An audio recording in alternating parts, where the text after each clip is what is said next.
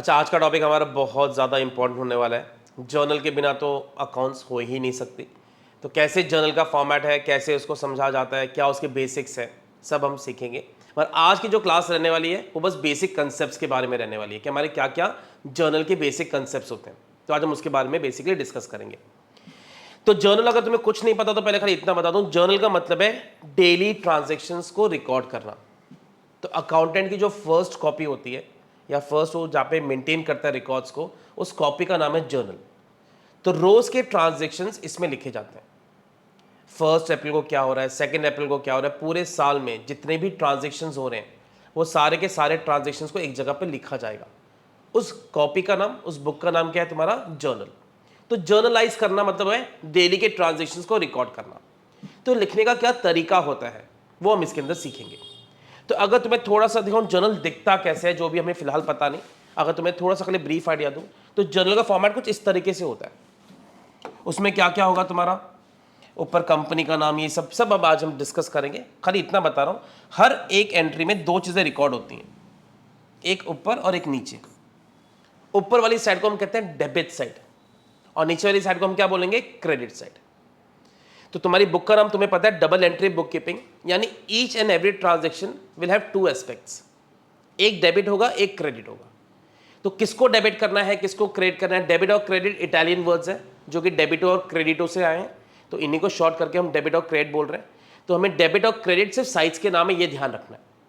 तो हर एक ट्रांजेक्शन, देखो नेक्स्ट वाले ट्रांजेक्शन में रेंट ऊपर है, नीचे कैश है, तो इसका मतलब है रेंट को डेबिट किया गया, कैश को क्रेडिट किया गया। तो ये क्या लिखने का तरीका है, ये क्या कॉलम्स हैं, अभी हमें कुछ नहीं पता।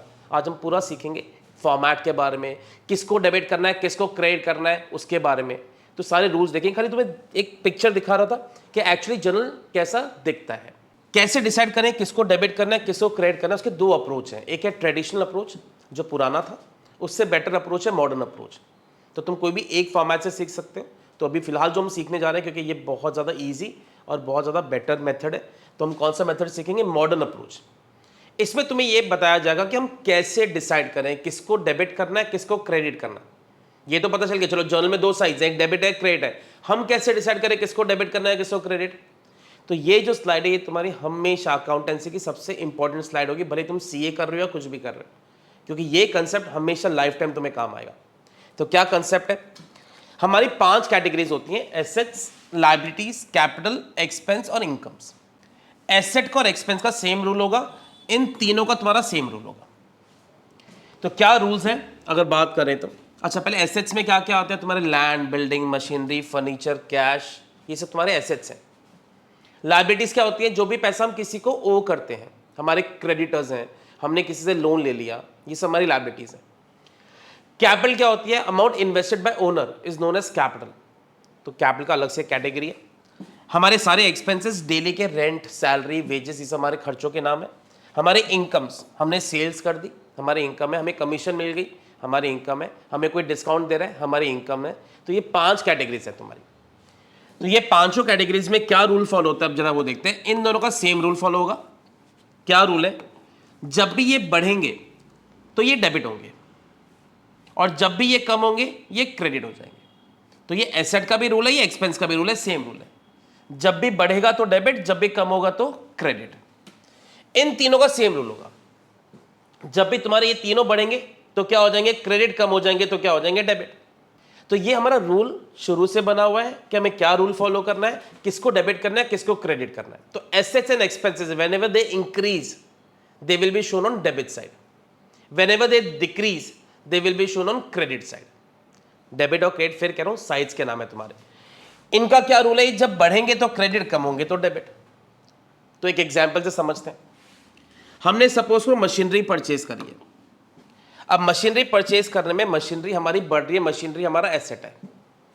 तो क्योंकि मशीनरी बढ़ रही है हम उसको डेबिट साइड में शो करेंगे, और क्योंकि कैश कम हो रहा है हम उसे क्रेडिट साइड में शो करेंगे।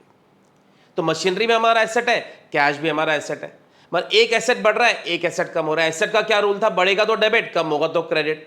तो मशीनरी हमारी बढ़ रही है इसलिए हम डेबिट करेंगे, और कैश हमारा कम हो रहा है इसलिए हम क्या कर देंगे? क्रेडिट। अब इसको प्रेजेंटेशन कैसे की जाएगी? ये कॉलम्स के नाम क्या है जर्नल के? पहले उस पर आते हैं। सबसे पहले ऊपर लिखा जाता है इन द बुक्स ऑफ, यहां पे ओनर का नाम लिखा जाता है। अब ओनर का नाम तुम्हें दे रखा हो तो उसको शो कर देना। जर्नल कोई कंपनी का नाम हो, कंपनी का नाम हम शो कर देंगे। जर्नल हम बना रहे हैं, ये हम उसका फॉर्मेट है। डेट जिस दिन वो ट्रांजैक्शन हो रहा है, पर्टिकुलर्स में हम फॉर्मेट लिखेंगे, किसको हमें डेबिट करना है, किसको हमें क्रेडिट करना है। एलएफ का फुल फॉर्म है लेजर फोलियो। लेजर फोलियो का मतलब क्या है? लेजर का पेज नंबर। जर्नल के बाद में एक बुक और बनती है, एक कॉपी और बनती है, जिसको हम कहते हैं लेजर, और हर चीज यहां से लेजर के पेज नंबर पे जाती है, जो नॉर्मली हमें कभी सम में दे नहीं रखी होती है, इसलिए हमेशा खाली होगा। तो एलएफ में तुम्हें कुछ लिखने की जरूरत नहीं है। डेबिट साइड डेबिट अमाउंट के लिए और क्रेडिट साइड क्रेडिट अमाउंट के लिए। तो एग्जांपल लेते हैं, हमने सपोज को मशीनरी परचेज की, तो हमें मशीनरी को डेबिट करना है, तो लिखने का तरीका क्या होगा? हम डेट लिखेंगे, डेट में इमेजिनरी ले रहा हूं। मशीनरी अकाउंट किसको डेबिट करे उसका नाम हमने लिख दिया, और आगे डीआर लिखा जाता है, डीआर स्टैंड्स फॉर डेबिट। तो हमें मशीनरी को डेबिट करना है। अब मशीनरी को क्यों डेबिट करना है? क्योंकि मशीनरी हमारा एसेट है, और एसेट बढ़ेगा तो क्या हो जाएगा? डेबिट हो जाएगा। अब मशीनरी खरीदने में दूसरी चीज हमारी क्या इन्वॉल्व है? दूसरी चीज हमारा कैश इन्वॉल्व है, जो कि जा रहा है। तो अगर मशीनरी को डेबिट करेंगे, कैश कम हो रहा है, कैश को क्रेडिट कर देंगे। अब क्रेडिट में जो भी लिखना है, थोड़ी स्पेस छोड़ के आगे टू लिख के शुरू करते हैं, टू कैश अकाउंट। तो ये अकाउंटेंसी की लैंग्वेज है कि ऊपर वाले के आगे डेबिट लिखना है, नीचे वाले के यहां पे टू लगाना है, इसका अमाउंट डेबिट में डाल देना, इसका अमाउंट क्रेडिट में डाल देना। तो ये एक एंट्री को लिखने का प्रेजेंटेशन का तरीका होता है, एक लैंग्वेज है अकाउंटेंसी की, जो तुम्हें धीरे धीरे याद करनी है कि ये तरीका होगा लिखने का। तो जब भी कोई ट्रांजेक्शन हो, सबसे पहले क्या आइडेंटिफाई करो, उसमें क्या दो चीजें इन्वॉल्व है, फिर ये डिसाइड करो उसको डेबिट करना है या क्रेडिट करना है। चलो एक और एग्जांपल लेते हैं। अच्छा, इसके लिए एक चीज और, जब तुम एक एंट्री खत्म कर लोगे, एक ट्रांजेक्शन रिकॉर्ड कर दोगे, तो नीचे ब्रैकेट में इसके बारे में लिखोगे कि इस एंट्री का क्या मतलब है, जिसको हम नरेशन कहते हैं। तो being machinery purchase for cash, हमने मशीनरी खरीदी है, इसलिए हम नीचे लिख रहे हैं कि हमने मशीनरी परचेज करी। तो ये अब जाके हमारी एक एंट्री कंप्लीटली रिकॉर्ड हुई है। चलो एक और एग्जांपल, हमने रेंट पे करा। अब रेंट का नेचर क्या है? रेंट हमारा एक्सपेंस है, और एक्सपेंस का रूल क्या था? बढ़ेगा तो डेबिट। तो रेंट मेरा एक्सपेंस है, इसलिए मैं डेबिट कर रहा हूं। अब जब रेंट पे करोगे तो कैश फिर से जाएगा। अब कैश हमारा एसेट है, और एसेट हमारा कम हो रहा है, इसलिए हम क्या कर देंगे? क्रेडिट। तो क्या होगा? रेंट ऊपर आ जाएगा, नीचे क्या आ जाएगा? कैश आ जाएगा।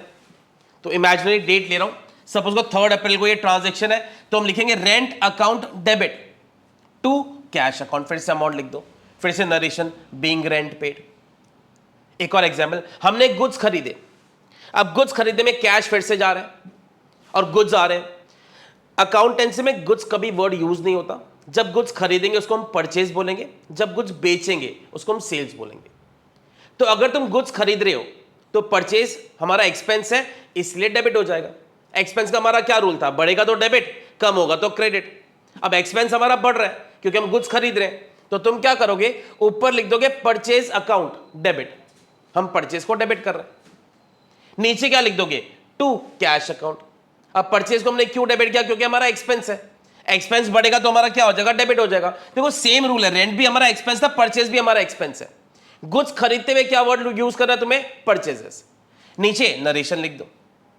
चलो एक और एग्जांपल, अगर यही गुड्स हमने क्रेडिट पे खरीदे होते, राम से हम गुड्स खरीद रहे हैं क्रेडिट पे, तो फिर से परचेज हमारा डेबिट होगा। क्यों डेबिट होगा? हमारा एक्सपेंस है, तो परचेज को हम डेबिट करेंगे क्योंकि हम उनसे उधार पे खरीद रहे हैं। तो राम मेरी लायबिलिटी है। लायबिलिटी जब बढ़ेगी तो हमारा क्या रूल था? जब भी लायबिलिटी बढ़ेगी हम उसको क्रेडिट करेंगे। तो वो जो पहले मैं तुम्हें स्लाइड दिखा रहा था, एसेट्स और एक्सपेंस का सेम रूल है, बाकी सबका सेम रूल है। तो अब सुनो जरा, परचेज हमारा एक्सपेंस है, डेबिट हो गया फिर से। अब क्योंकि मेरी राम लायबिलिटी इंक्रीज हो रही है, टू राम्स अकाउंट, नीचे इसकी नरेशन लिख देना। तो कुछ चीजें समझो, जब भी कोई एक्सपेंस या एसेट होता है, जब भी बढ़ेगा तो डेबिट, और एक्सपेंस और एसेट जब कम होगा तो क्रेडिट। लायबिलिटीज का, कैपिटल का और रेवेन्यू का सेम रूल है, बढ़ेगा तो क्रेडिट, कम हो जाएगा तो डेबिट। लास्ट में जब तुम्हारा सम खत्म हो जाता है तो तुम्हें लास्ट में इनका टोटल करना जरूरी है, दोनों साइड्स का। टोटल के ऊपर एक लाइन आ जाएगी, नीचे डबल अंडरलाइन, और इसके आगे टोटल लिख देना। अगर तुम्हारा बाय चांस एक सम एक पेज पे फिनिश नहीं होता, तुम्हें दूसरे पेज पे जाने की जरूरत है, तो तुम इसको ओपन रखोगे और यहाँ पे टोटल कैरिड फॉरवर्ड लिख दोगे, जो कि नेक्स्ट पेज पे आगे क्या बन जाएगा? Total brought forward. तो एक पेज का जो टोटल होता है कैरिड फॉरवर्ड, वो कहां पे चला जाता है? नेक्स्ट पेज पे, ब्रॉड फॉरवर्ड, फिर तुम आगे पेज पे कंटिन्यू कर सकते हो। तो ये हमारा बेसिक था कि जर्नल कैसे बनाया जाता है, जर्नल का फॉर्मेट कैसे होता है, टोटल्स कैसे की जाती है, उसके बारे में। अब आते हैं कुछ बेसिक एंट्रीज के ऊपर। पहले फिर मैं बोल रहा हूँ हम आने वाली क्लासेस में एक्स्ट्रा और एंट्रीज धीरे धीरे करके देखते रहेंगे, तो जर्नल की 2-3 क्लासेस तुम्हारी टोटल वीडियोस में होंगी। आज इसी के आगे जरा अगर हम समझें, Mohan started business with cash. Recommend करूंगा एक कॉपी और एक पेन लेके सारी चीज़ें धीरे धीरे रिकॉर्ड करते रहो, नोट करते रहो। हम काफ़ी एंट्रीज देखने वाले हैं, तो मैं सारे कंसेप्ट के साथ में समझाऊंगा। अब बिजनेस स्टार्ट करेंगे, देखो तुम्हें पूरा फॉर्मेट वही बनाना होगा, नोट्स बनाते हुए बार बार फॉर्मेट बनाने की जरूरत नहीं है, खाली मेन हम एंट्रीज लिखेंगे। अब जब भी बिजनेस स्टार्ट होता है तो हमारा कैश बढ़ेगा, कैश इज कमिंग इन।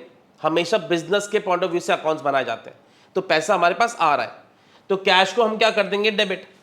कोई पूछेगा कैश को क्यों डेबिट किया, बोलो हमारा एसेट बढ़ रहा है। और कैपिटल बढ़ती है, हमारा क्या होता है, क्रेडिट, तो इसलिए हमारा वो क्रेडिट हो रहा है। तो इसके लिए क्या रूल अप्लाई होगा, कैपिटल बढ़ रही है, इसके लिए क्या रूल अप्लाई होगा, एसेट बढ़ रहा है। तो ये हमारा एक एग्जांपल है, जब हम बिजनेस स्टार्ट करते हैं तो हमारी क्या एंट्री बनती है, cash account debit to capital. Purchase goods from Ram, आज ही हमने पहले एग्जांपल में देखा था, परचेज डेबिट होगा, क्यों डेबिट होगा, हमारा एक्सपेंस बढ़ रहा है। और राम हमारी लायबिलिटी है, इसलिए क्रेडिट हो रही है, वो बढ़ रही है, तो लायबिलिटी बढ़ेगी तो हम क्या कर देंगे, उसको credit. Purchase goods from Mukesh की क्या एंट्री बनेगी, परचेज ऊपर ही आएगा, नीचे मुकेश आ जाएगा। Purchase goods from Sarika, purchase ऊपर ही आएगा, नीचे क्या आ जाएगा, सारिका आ जाएगा। तो जिससे भी कुछ खरीदोगे उधार पर, उसका नाम नीचे आ जाएगा। और अगर यही कुछ तुम कैश में खरीद रहे हो तो परचेज वर्ड ऊपर ही आएगा, नीचे क्या आ जाएगा, cash, cash is going out. तो उधार पे खरीदेंगे तो नाम लिखेंगे, वरना हम क्या लिखते हैं, कैश। अच्छा, हमें कैसे पता चलेगा हमने क्रेडिट पे खरीदा या कैश में खरीदा है। सम अगर साइलेंट है, खाली लिखा है परचेज गुड्स, तो ये अज्यूम्ड होता है कि हम कैश में खरीद रहे हैं। और अगर तुम्हें लिखा है किसी का नाम, परचेज गुड्स फ्रॉम राम दे रखा है, तो हम क्रेडिट पे मानेंगे, तो यहां पे हम उसका नाम लिखेंगे। अब इसी का उल्टा, हमने जब गुड्स खरीदे थे हमने ये एंट्री बनाई, अब हमने ये गुड्स वापस कर दिए, नहीं पसंद आए, क्वालिटी अच्छी नहीं थी, जो भी रीजन था, इसकी उल्टी एंट्री बना दो। तो अगर मैं लिखूं गुड्स रिटर्न्ड टू राम, तो इसकी उल्टी एंट्री क्या बनेगी, राम ऊपर आ जाएगा। क्यों राम ऊपर आ जाएगा, हमारी अब लायबिलिटी कम हो गई और हमारा परचेज भी कम हो गया, मतलब हमारा एक्सपेंस कम हो रहा है। तो हम क्या लिखेंगे, ऊपर राम लिख देंगे और नीचे परचेज की जगह परचेज रिटर्न लिखा जाता है। तो देखो goods return to Ram, Ram ऊपर आ गया, हमारी लायबिलिटी रिड्यूस हो गई है और हमारे गुड्स वापस चले गए, हमारा एक्सपेंस कम हो गया, फिर से हमने वापस कर दिया। तो उल्टी एंट्री बन जाएगी Ram's account debit to purchase return. तो मेन ना ये कंसेप्ट पे ध्यान दो ताकि तुम्हारा जर्नल स्ट्रांग होता रहे। याद कर लोगे एंट्रीज, कुछ काम आएंगी नहीं, 12th का बेस भी खराब हो जाएगा। शुरू से एंट्रीज का एक एक का रीजन समझो, क्यों डेबिट क्यों क्रेडिट। कभी भी इसमें दिक्कत आती है, अगर तुम्हें ये क्लियर नहीं होगा, खाली ये याद कर लिया, मार्क्स आ जाएंगे स्कूल में, कंसेप्ट हमेशा के लिए वीक रह जाएगा। तो हमेशा अपने आप से क्वेरी करना, एंट्री में क्यों कोई चीज डेबिट हो रही है, इसका रीजन क्या है। वही हमारा पहली वाली स्लाइड, एसेट और एक्सपेंस का सेम रूल, बाकी तीनों का सेम रूल। एक और एग्जांपल लेते हैं, हरी को सेल्स करी। अब सेल्स यहां पे हमारी इनकम है, तो इनकम हम हमेशा क्या करते हैं, क्रेडिट करते हैं। और हरी, मुझे हरी से पैसे लेने हैं, हरी मेरा एसेट है, हम उससे पैसे लेंगे, हमारा डेटर है। और एसेट जब बढ़ेंगे तो क्या होंगे, डेबिट। तो हमारी एंट्री क्या बनेगी, Hari's account debit to sales account. Hari को हम डेबिट कर रहे हैं, हमारा एसेट बढ़ रहा है, और सेल्स हमारी इनकम बढ़ रही है, इसलिए हम उसको क्या कर रहे हैं, क्रेडिट कर रहे हैं। तो एसेट हमारा बढ़ जाएगा और हमारी इनकम भी बढ़ रही है, इसलिए हम उसको क्या कर रहे हैं, क्रेडिट। तो एसेट हमारा बढ़ जाएगा और हमारी रेवेन्यू मतलब हमारी कमाई हो रही है, इसलिए हम क्या कर देंगे, उसको क्रेडिट कर देंगे। तो ये हमारा एक और एग्जांपल है। अब यही अगर मैंने कैश में सेल्स करी होती तो हरी की जगह पे हम क्या लिख देते, cash account debit to sales, cash हमारे पास आ रहा होता। तो देखो एक कैश का तो रूल याद ही कर लो, कैश जब भी आए तो ऊपर आएगा, कैश जब भी जाएगा नीचे आएगा, क्योंकि कैश एसेट है, जब जब बढ़ेगा हम उसको डेबिट करेंगे और जब जब कैश कम होगा हम उसको क्या कर देंगे, क्रेडिट कर देंगे। चलो ट्राई करना, अगर तुम्हें कंसेप्ट आज का समझ में आ रहा है तो। अगर यही गुड्स हरी हमें वापस कर दे, इसकी उल्टी एंट्री बना दो, हमारी इनकम कम हो जाएगी, तो ये ऊपर आ जाएगा, क्या लिखेंगे उसके लिए वर्ड, सेल्स रिटर्न।